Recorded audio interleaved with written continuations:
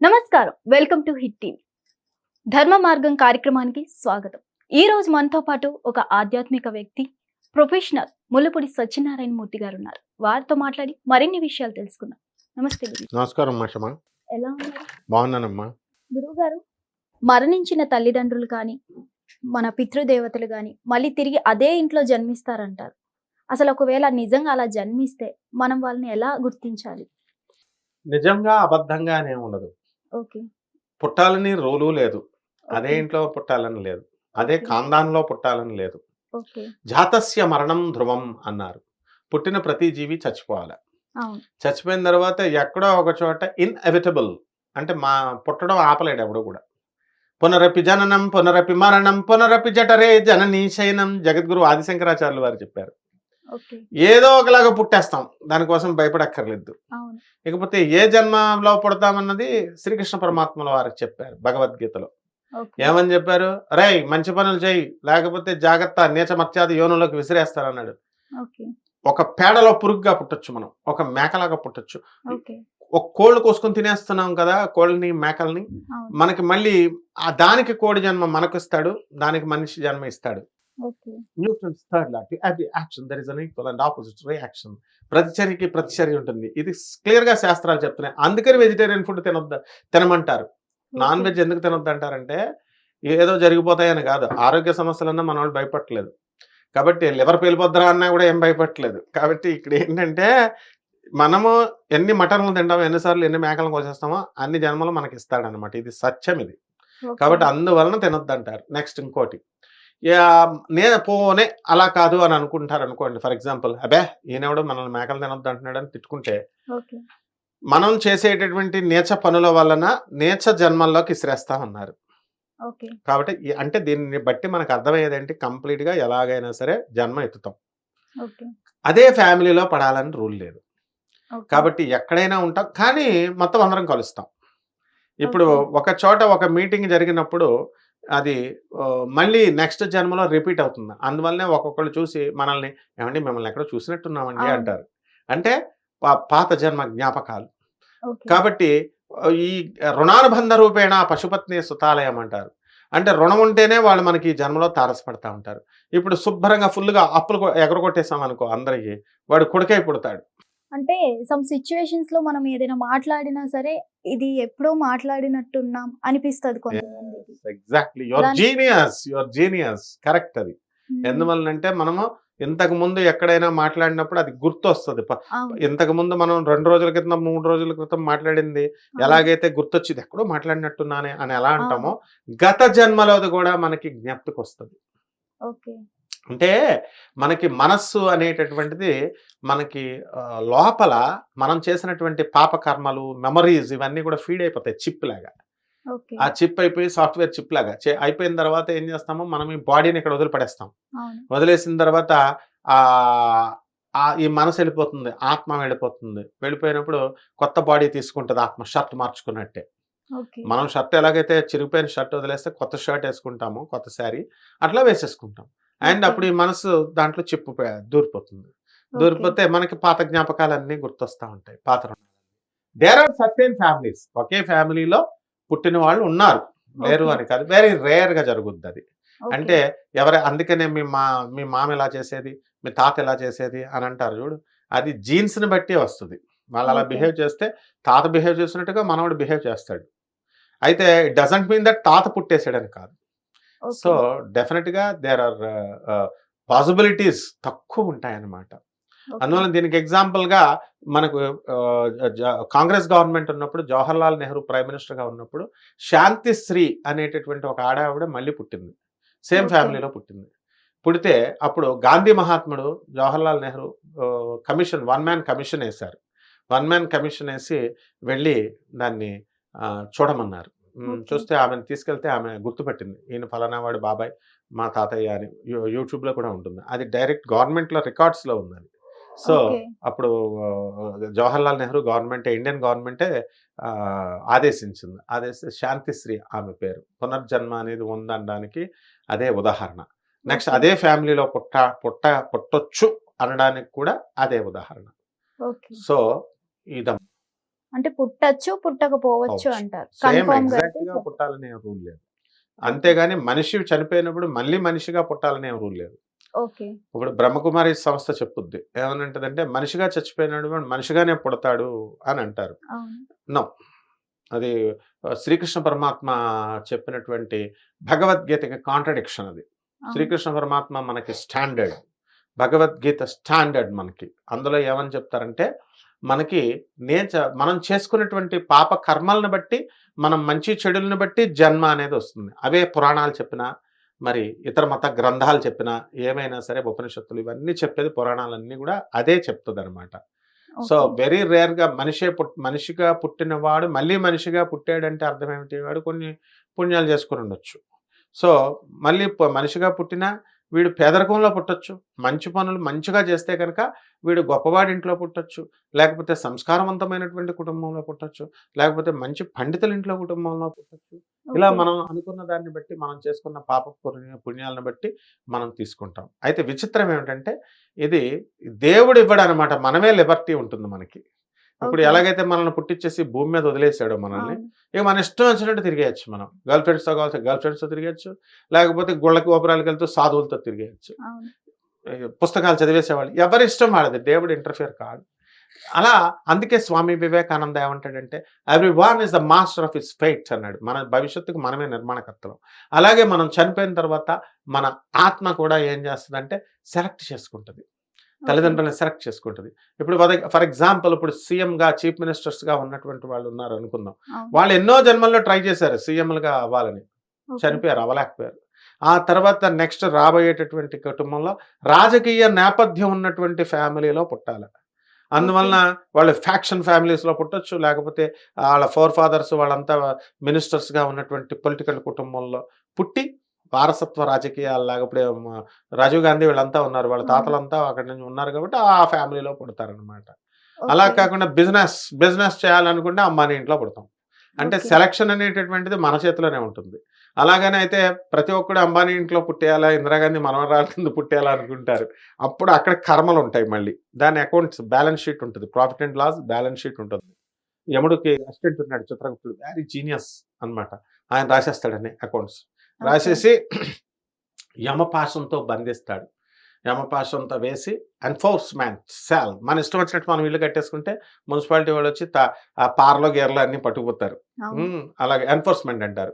మన ఇష్టం వచ్చినట్టు మనం మనీ లాండరింగ్ అన్ని రాజకీయ నాయకులు చూడ తెగ సంపాదించేసి అన్ని మనీ ట్రాన్సాక్షన్స్ ఎక్కువ చేసేసుకుంటే ఎన్ఫోర్స్మెంట్ డైరెక్టరేట్ న్యూఢిల్లీ నుంచి వచ్చేస్తుంది. ఎన్ఫోర్స్మెంట్ అంటే బలవంతాన. సో ఆ విధంగా యముడు ఏం చేస్తాడంటే మొత్తం ఎన్ఫోర్స్మెంట్ చేసి నోరు మూసుకొని ఈ కుటుంబంలో పుట్టు అని పంపుతాడు.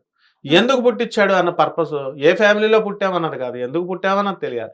అసలు ఎక్కడి నుంచి వస్తున్నాము, పుట్టినటువంటి వాళ్ళందరినీ చూస్తున్నాం, వీడు ఎక్కడి నుంచి పుట్టాడు ఆ నో ఆన్సర్. తల్లి కడుపులో నుంచి పుట్టాడు అన్నది మనకు తెలుసు, తల్లి కడుపులోకి ఎవరేసారు అన్నది తెలియదు మనకి. ఓకే. చచ్చిపోయిన తర్వాత వీడు ఎక్కడికి వెళ్తున్నాడు అని గౌతమ బుద్ధుడు ఇలా చూసేవాడు, కనిపెట్టేసాడు, మనం కనిపెట్టలేకపోతున్నాం, ఎక్కడికి వెళ్తున్నాడో తెలియదు. సో ఆ విధంగా ఉన్నటువంటి మనం ఏం చేయాలంటే ఎలా పుట్టినా ఎక్కడ పుట్టినా ఎవరింట్లో పుట్టినా మనం కర్మలను క్షయం చేసుకోవాలి. ఓకే. అది మెయిన్ ఇంపార్టెంట్. మనం ఏ గోల్ కోసం పుట్టాము అన్నది ఉండాలి. దానికి వెరీ ఈజీ ఆన్సర్ ఇచ్చాడు. ధర్మో రక్షతి రక్షిత. తిరుపతి పొలవమని వెళ్ళిపోతున్నారు, ఆ స్టేట్మెంట్ పొలవమని అందరం చదువుకుంటాం అక్కడ, అవును. ధర్మో రక్షిత అని. ధర్మం చేయడంటే ఒకడు చేయడు, ఇక్కడ దానమే చేయడు, అడుక్కునేవాడు చెయ్యడు. వచ్చి 10 రూపాయలు అడుగుతుంది, ఈ ధర్మమే చేయడు, ఇంకేం ధర్మం చేస్తాడు. కాబట్టి పెద్ద పెద్ద ఇవి చేయనప్పుడు కొరడా తీస్తాడు యముడు.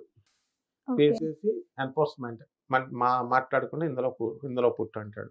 తర్వాత ఓకే. ఆత్మకి ఇంకా చాలా స్వేచ్ఛ ఇచ్చేసాడు. ఓకే. అందరూ కూడా జర్నీ సినిమా చూసావా, జర్నీ సినిమాలో అవును. ఆ బస్సులో మొత్తం అందరూ సూసైడ్ చేసేసుకొని చచ్చిపోవాలని, మనందరం రకరకాలుగా చచ్చిపోవాలి, ఎందుకు ఈ బస్ ఎక్కేసి దేన్నో గుద్దేస్తే చచ్చిపోద్దని ఎలాగైతే అనుకున్నామో this same thing happens. Okay. ఆత్మలన్నీ కూడా అందుకే ఏరోప్లేన్ లో క్రాష్ జరిగి మొత్తం అందరూ పోయారంటాం, ట్రైన్ అవును. యాక్సిడెంట్ జరిగి అందరూ పోతారు, చిన్న అవును. పిల్లోడు మిగిలిపోతాడు, ఒక్కోసారి రక్షించబడతాడు, పెద్ద అవును. పెద్ద హేమహేమీలు చచ్చిపోతారు. అంతే ఆ పూర్వజన్మల ఆత్మలన్నీ మాట్లాడుకుంటాయి, మనందరం ఒకేసారి చచ్చిపోవాలా కలెక్టివ్గా, అందరూ సామూహిక వివాహాల్లాగా సామూహిక మరణాలు అని పెట్టుకుంటారు వీళ్ళు. ఓకే. పెట్టుకొని వీళ్ళంతా మాట్లాడుకుని పుడతారు. ఎవడెవడో ఒక్కొక్కడు పాకిస్తాన్లో పుడతాడు, ఒకడు ఇండియాలో పుడతాడు, ఒకడు జర్మనీలో పుడతాడు. ఆ టైం వచ్చేసరికి వీళ్ళందరూ ఒక చోట కలుస్తారు, ప్లేన్ ఎక్కుతారు, ఓకే. ప్లేన్ ఎగిరిపోద్ది. ఈ విధంగా ఇది ఏదో కాక్ అండ్ బుల్ స్టోరీ కాదు, ఇది యముడు నచికేతుడు అనే చిన్న కుర్రాడికి చెప్పాడు. ఓకే. అయ్యా ఈ మనుషులంతా అసలు ఎక్కడ పుడుతున్నారు, ఎక్కడికి వెళ్ళిపోతున్నారు, దీని గురించి చెప్పండి అంటే, అరే నీకు చిన్నపిల్లాడు ఎందుకురా నీకు, నేను 3 వరాలు ఇస్తానన్నాను, కార్లు అడుగు, నువ్వు పెళ్ళాలను అడుగు, డబ్బులను అడుగు, ఏమిట్రా ఈ కోరికలు స్టూపిడ్ ఫెలో అంటే, no you should tell me that అంటాడు. అప్పుడు అప్పుడు ఏం చేశాడు, మరి నాయన నీకు దండం పెడతారా, దేవతలకు కూడా అర్థం కాదురా, ఋషులకి ఏం అర్థం అవుతుంది, దేవతలకే అర్థం కాదు. ఓకే. సో దీనికి అర్థమయ్యేదేంటి, ఎవరికి అర్థమవుతుంది, ఒక్క కృష్ణుడికే అర్థమవుతుంది. కాబట్టి ఆయన పక్కనున్న రాధ, ఆయన లవరు, ఆమెకే అర్థం కాదు. ఆయన ఓకే. పక్కనున్న పెళ్ళాం రాధిక, హుయిషి రుక్మిణి అమ్మ, ఆమెకే తెలీదు. Satyabhama, I'm so I'm so beautiful అంటది, ఆమెకే అర్థం కాదు. ఓకే. అసలు కృష్ణుని చూసి జడుచుకునేవారు. సుభద్ర అంటది అనమాట, ఏమనుకుంటున్నావు, ఏదో మనతో మా బ్రదర్ అనుకుంటున్నావు, నువ్వు అంత ఈజీ అనుకుంటున్నావు ఆ కృష్ణుని డీల్ చేయడం, ఆయన ఎవరు అనుకుంటున్నావు నాయమ్మ, అభిమన్యుడు చచ్చిపోతాడని తెలుసు నా కొడుకు, అయినా సరే యుద్ధానికి పంపంటాడు. ఏం ఓకే. తెలీదా మరి, చెప్పొచ్చు కదా, చచ్చిపోతాడని ఆపొచ్చు కదా, ఆపడు. రుక్మిణి కొడుకు, తన సొంత కొడుకు ప్రద్యుమ్నుడిని పంపమని చెప్తున్నాడు ఇప్పుడు యుద్ధానికి. నువ్వు వెళ్ళి మళ్ళీ ఆ రుక్మిణి ఏమో నేను పంపను అని చెప్తోంది, ఉమ్. కృష్ణుడిని నేను నమ్మను బాబాయ్ అంటుంది. నువ్వేమో రాధా నువ్వు వెళ్ళి చెప్పు రుక్మిణికి కొంచెం పంపమని చెప్పు అని అడుగుతున్నాడు కృష్ణుడు. నువ్వేమో పుడుంగలాగా వెళ్ళి రికమెండ్ చేస్తున్నావు, stupid fellow, Radha brainless fellow, నువ్వు చేసావంటే కృష్ణుడు పెద్ద మాయగాడు అని అంటది. ఉమ్. అంటే ఈమె I will believe lord Krishna, I will believe అని చెప్పేసి, లవ్ ఇస్ బ్లైండ్ కదా, అందుకు కృష్ణుని నమ్ముతానంటది. కానీ కృష్ణుడు మంచి లవర్ కాబట్టి, మంచి గుడ్ బాయ్ కాబట్టి మోసం చేయడు.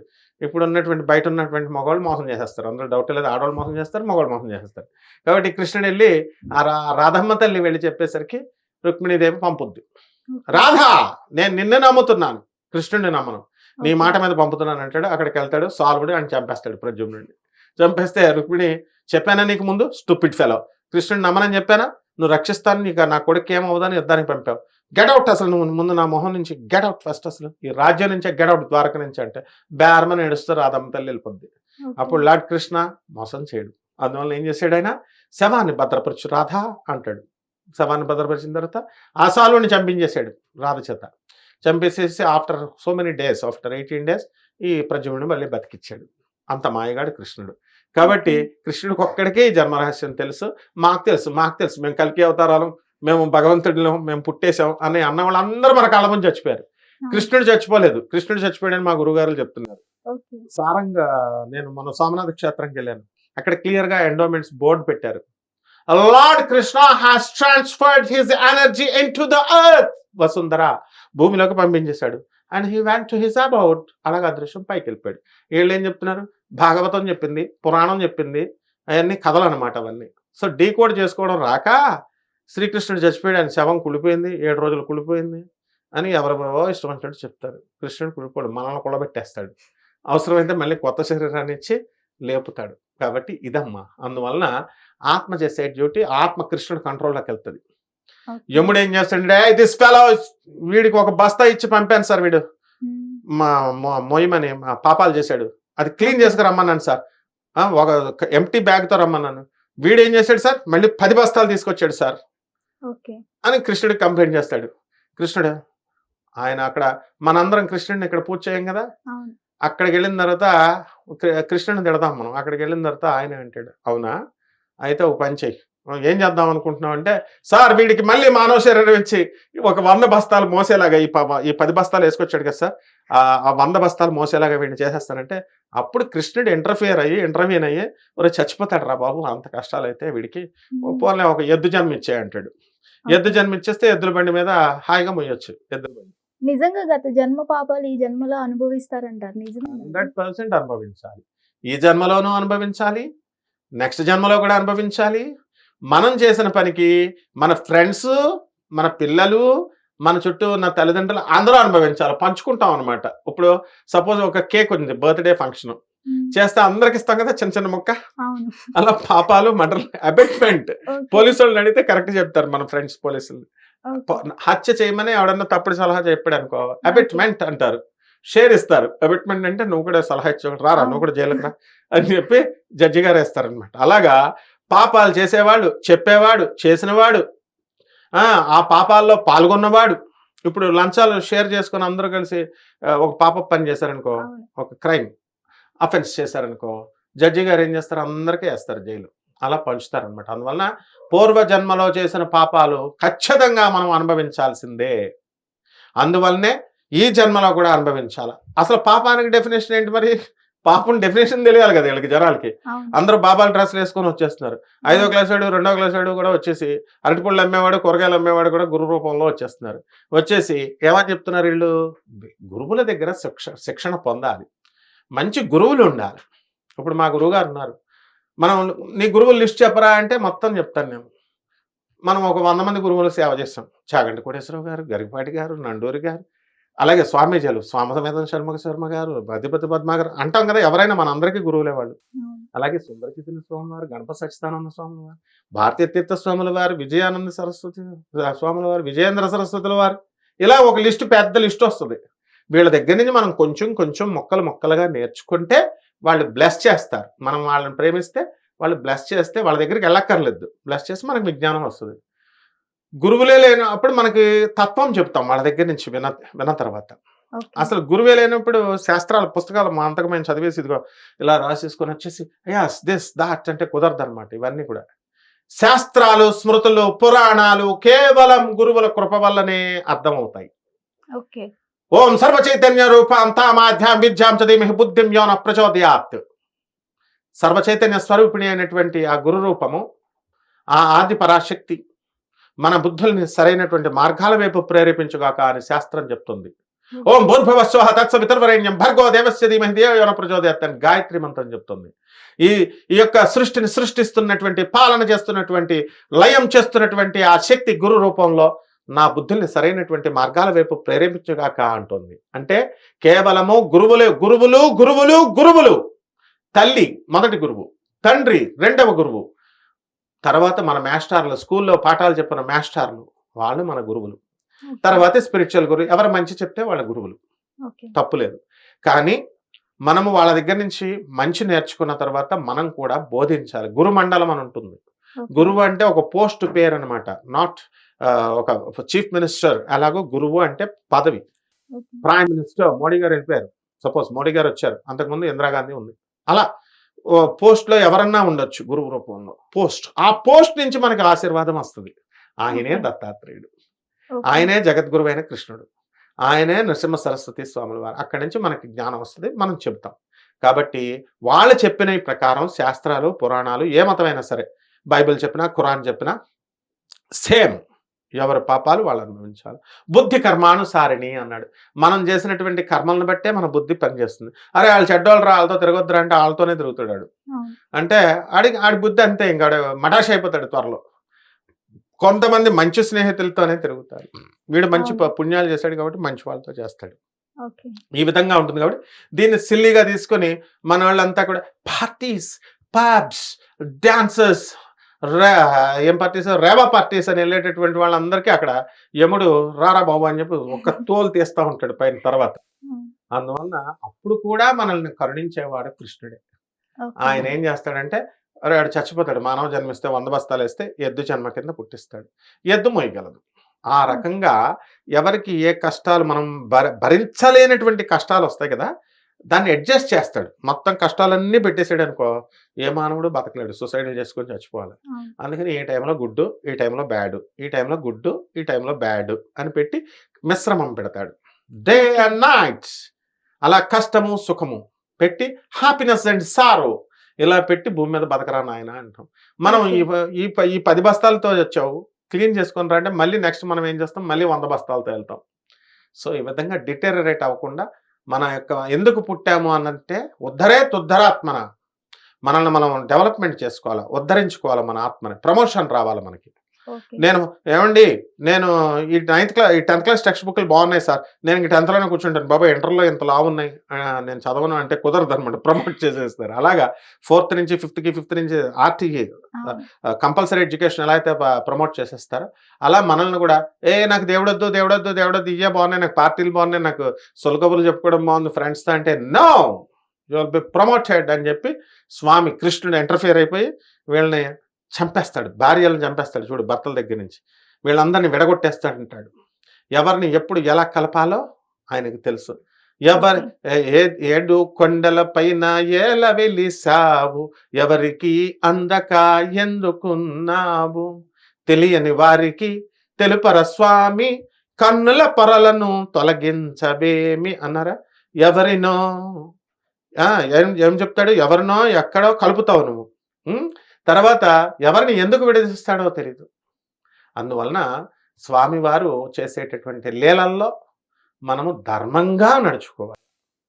ఏది పాపము అని డెఫినేషన్ అన్నాను కదా, దేవుడు మాట వినకపోవడమే పాపము, దేవుడు చెప్పింది చేయకపోవడమే పాపము, దేవుడు చెప్పింది చేయకపోవడము, దేవుడు చెప్పంది చేయడం కూడా పాపం. ఇది పాపానికి డెఫినేషన్. అంతేగాని మందు కొట్టడం పాపం, లేకపోతే డబ్బులు దొబ్బేయడం పాపం, ఇట్లా కాదు. డెఫినేషన్ నిర్వచించబడింది. స్కాలర్స్ నుంచి మాత్రమే నువ్వు విజ్ఞానం నేర్చుకోవాలి. 10th క్లాస్ పాఠాలు చెప్పేవాడు ఇప్పుడు 10th వరకే చెప్పగలుగుతాడు. How can he teach the university syllabus? In the same way ఆ డిస్క్రిమినేషన్ అనేది, ఆ తెలివితేటలు అనేది మనం జీవుడు చేయాలి. అలా చేసినప్పుడే అది సరైనటువంటి విజ్ఞానం వస్తుంది. అంటే జగద్గురువు అయినటువంటి ఆ కృష్ణుడికి, జగద్గురువు అయినటువంటి ఆ రథమ్మ తల్లికి, వాళ్ళకు మాత్రమే మనం సరెండర్ అవ్వాలి. అప్పుడు మాత్రమే మనకి జ్ఞానం వస్తుందమ్మా. అప్పుడు మనం మాత్రమే వాళ్ళ కృపతో మనం ఈ పాపాల నుంచి దూరం అయిపోతాం. ఈ అవసరమైతే ఆయన ఆ పాపాలని డిస్మిస్ కూడా చేయగలడు. గురువు ఒక్కడే డిస్మిస్ చేయగలడు. ఎలా అంటారు? అదే చెప్తాను. గురుదేవులైనటువంటి దత్తాత్రేయ స్వాముల వారు, శ్రీకృష్ణుడు, తర్వాత ఈ యొక్క మన ఆదిశంకరులు, వీళ్ళు ఏం చేస్తారంటే కనకధారా స్తవం అని ఉంటుంది. ఒక పేదావిడి ఇంటికి, వీళ్ళంతా ఎవరినైనా అబ్జర్వ్ చేయను, దత్తాత్రేయుడు పేదావిడి అడుక్కునే వాళ్ళ ఇంటికి వెళ్ళి భిక్ష అడుగుతాడు. వాళ్ళే అడుక్కుంటున్నారు, వాళ్ళకే తిండి లేదురా నాయన అంటే వాళ్ళ ఇంటికి వెళ్తాడు పేదవాడిని.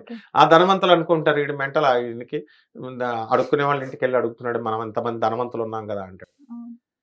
అలాగే ఆదిశంకర్లు చిన్నప్పుడు వెళ్ళిపోయి ఆవిడే అడుక్కుంటా ఉంటది, ఒకే ఉసిరికాయ ఉంటుంది, ఆవిడ దగ్గరికి వెళ్ళి అమ్మా భిక్ష అంటాడు. శ్రీకృష్ణ పరమాత్మ కుచేలుడు, అసలే వాడు పేదవాడు, గంపెడు సంవత్సరం, మురుగుపోయిన అటుకులు తీసుకొస్తాడు, అవి కూడా మురుగుపోయి ఉంటాయి. దుర్యోధనుడేమో మంచి మంచి వేడి వేడి వంటలు, వజ్రాలు ఇవన్నీ పెడితే వాడి తీసుకోడు. పేదవాళ్ళు అంటే పేదవాళ్ళని ఉద్ధరించాలి అని. అప్పుడు గురువు ఏం చేస్తాడు, ఆదిశంకరుడు ఆ ఉసిరికాయలు, ఆవిడ ఏం చేస్తుంది, భిక్షకు రాగానే ఒక ఉసిరికాయ వేసేస్తుంది. వేసేయగానే ఎందుకు వేసింది ఆవిడ ఇంటెన్షన్ చూస్తాడు, ఎందుకు వేసింది నాకు అని. ఎందుకంటే పాపం ఆవిడ లంచ్ కోసం ఒక ఉసిరికాయ ఉంచుకుంది. ఈ కుర్రాడు వచ్చాడు సన్యాసి, ఇతనికి పాపం భిక్ష ఒకసారి అడుగుతారు, సన్యాసులు ఎవరైనా ఒకసారి అడగాలి, మళ్ళీ ఇవ్వకపోతే పాపం ఈ రోజంతా పస్తుంటాడు. నేనేదో నా ఆకలిని త్యాగం చేసి ఆయనకి ఇచ్చేస్తానని చెప్పేసి ఆయనకి వేసేస్తుంది. అప్పుడు ఆయన ఏంటి ఎంత పేదరికంలో ఎందుకుందని ఇలా పూర్వజన్మ చూస్తాడు. చూడగానే ఆయనకు అర్థమైపోయింది, చాలా పాపాలు చేసేసింది, మరి పాపం ఇప్పుడు ఏమైనా ఉద్ధరించాలా అనుకున్నాడు. అప్పుడు లక్ష్మీదేవిని పిలుస్తాడు. భో లక్ష్మి అంటాడు, ఆర్డర్ చేస్తాడు, రా అమ్మా లక్ష్మి ఇచ్చేసాయి అంటాడు.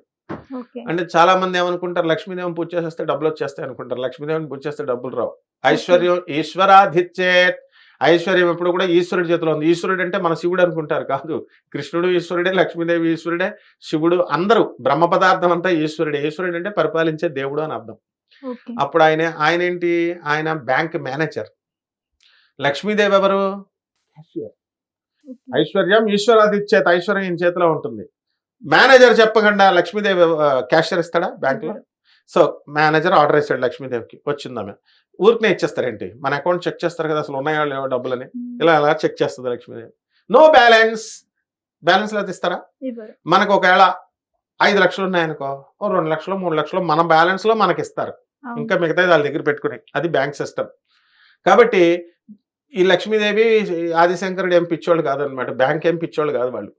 సరే ఇప్పుడు ఏం చేశారు లాస్ట్కి, అప్పుడు నువ్వు అడిగిన క్వశ్చన్ ఏంటి answer, in the name of Adi Shankara with the special discretion power of Jagadguru I dismiss her bad karmic effects అంటాడు. అంటే ఇప్పుడు చీఫ్ మినిస్టర్లకి పివి సింధుకి ల్యాండ్ ఇచ్చారు, చంద్రబాబు నాయుడు విశేషాధికారంతో ఆయన ఏం చేశాడు, ఆమెకి నేను ల్యాండ్ ఇచ్చేస్తున్నాను అని రాశాడు, డిప్యూటీ కలెక్టర్ పోస్ట్ ఇచ్చేస్తున్నాను రాశాడు. అంతే, ఇట్స్ గవర్నమెంట్ ఆర్డినెన్స్ పాస్ చేసేస్తారు, జీవో పాస్ చేస్తారు, ఇచ్చేస్తారు. అలా లక్ష్మీదేవి ఏం చేసింది, నో బ్యాలెన్స్ అంటే ఈయన నాకున్నటువంటి గురువు జగద్గురువు అనేటటువంటి నేను ఆ పోస్ట్ విశేష అధికారాలతో నేను ఆమె కర్మల్ని రద్దు చేసేస్తున్నాను అన్నాడు. అంతే, రద్దు అయిపోయింది. అప్పుడు లక్ష్మీదేవి మళ్ళీ బ్యాలెన్స్ చేస్తే టక్ మన బ్యాలెన్స్ వచ్చింది. ఎలా వచ్చింది? బ్యాలెన్స్ అలాగే ఉంది, పాపాలు రద్దు అయిపోయినాయి. ఓడి sir madam sir lord Shiva ఈమెకి ఇప్పుడు కర్మలు పోయినాయి సార్, ఓడి ఇవ్వచ్చు అంటారు. అంటే ఫ్యాక్టరీ అన్ని ఓవర్ బ్యాలెన్స్, ఓవర్ డ్రాఫ్ట్ ఇస్తాం కదా ఎక్కువ. వాడికి ఇచ్చే లోన్ కంటే కూడా వీడి దగ్గరికి 10 లక్షలు కూడా ఉండవు, వాడికి ₹1,00,00,000 ఇచ్చేస్తారు. విజయమాల్యకి వాళ్ళకి ఇచ్చేలేదా అలా అనమాట. 1,000 కోట్లు ఇచ్చేయచ్చు. శివుడు ఆయన ఏం చేశాడు, వచ్చి ఎంత ఇచ్చేయచ్చు సార్ అని, ఎంత లిమిట్ ఎంత అని అడుగుతాడు శివుడు. ఎంత ఇచ్చేయచ్చు సార్ అంటే ఓకే గివ్ అన్నాడు. లక్ష్మీదేవి అపార కృపామయ్య కరుణామయ్య కురిపిచ్చేసింది అంతే, బంగారు ఉసిరికాయల వర్షం. పిచ్చెక్కిపోయింది దానికి. ఏంట్రా బాబు ఒక ఉసిరికాయ ఇస్తే వరుస పెట్టి వచ్చేసి నేను అందరు జనం అంతా కూడా ఉసిరికాయల చెట్లు పెంచడం మొదలెట్టారు ఆ కాలంలో. అప్పుడు ఆ ఉసిరికాయలు ఇది స్టోరీ కాదనమాట, ఇది కాక్ అండ్ బుల్ స్టోరీ కాదు. ఇప్పుడు కూడా కాలడి అనే గ్రామంలో మనం కేరళ వెళితే ఆమె వంశీకులు ఉన్నారు. అప్పుడు లక్ష్మీదేవి కురిపించినటువంటి బంగారు ఉసిరికాయలు ఇప్పుడు కూడా ఉన్నాయి. షిరిడి వెళ్తే షిరిడి సాయిబాబా గారు లక్ష్మీబాయికి ఇచ్చినటువంటి నవవిధ భక్తులకి ప్రతీకగా ప్రతిరూపంగా ఇచ్చినటువంటి రూపాయి కాయిన్లు కూడా ఉన్నాయి. ఆ కాయిన్లు మనం చూడొచ్చు, ఇవి కూడా చూడొచ్చు. సద్గురువు అయినటువంటి షిరిడి సాయినాథుడేమో లక్ష్మీబాయి కర్మను రద్దు చేస్తాడు. ఆదిశంకరులేమో ఈ అమ్మాయికి ఉసిరికాయ ఇచ్చిన అమ్మాయికి రద్దు చేస్తాడు. శ్రీకృష్ణుడు కుచేలుడికి రద్దు చేస్తాడు. పరమశివుడు మార్కండేయుడికి రద్దు చేసేసి ఆయుర్ధాన్ని పెంచేశాడు. శ్రీ మహావిష్ణువు ధ్రువుడికి రద్దు చేసేసాడు, ధ్రువుడికి ఇచ్చేసి ద్రౌపదం ఇచ్చేసాడు. మన లైఫ్లో అందరికీ కూడా జరుగుతాయి, కానీ మనం గుర్తుపట్టం. మనకు కూడా ఆయన కృపా కటాక్షం లేని ఈ పాటికి మనం ఎప్పుడో చచ్చిపోయేవాళ్ళం, మనకి ఎప్పుడో పెరాలిసిస్లు వచ్చేస్తున్నాం. అందరికీ చేస్తాడు, అడుక్కునే వాళ్ళని కూడా కుబేరులను చేస్తాడు. ఈ రహస్యం మనం తెలుసుకోక ఆయన కృప లేకపోతే మనకి గ్లాసు మంచినీళ్ళు కూడా దొరకవమ్మ. కాబట్టి ఆయన కృపతోనే మన కాళ్ళు చేతులు ఎనర్జెటిక్గా ఉన్నాం, కాబట్టి మనం చెప్పగలుగుతున్నాం. ఆ యొక్క గురువుకి అంత అధికారం ఉంటుంది, కర్మలను తొలగిచ్చేస్తాడు. థ్యాంక్ యూ అమ్మ. హిట్ టీవీ యాప్, ఇందులో short news, live news, entertainment shows, movies, digital magazines తో పాటు మీ జిల్లా వార్తలను కూడా ఫ్రీగా చూడొచ్చు.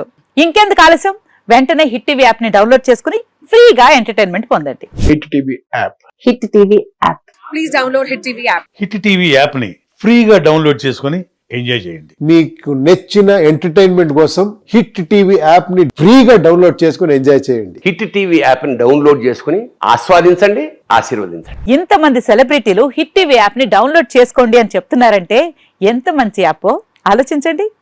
అమెరికా అమెరికా అమెరికా అమెరికాలో చదవాలనుకునే వాళ్ళకి విశ్వసనీయమైన పేరు మన శౌర్య కన్సల్టెన్సీ. UK లో 1 year masters, UK లో 1 year masters, 2 years work permit up to 5 years visa. Contact Saurya Consultancy. Contact 89851 89851.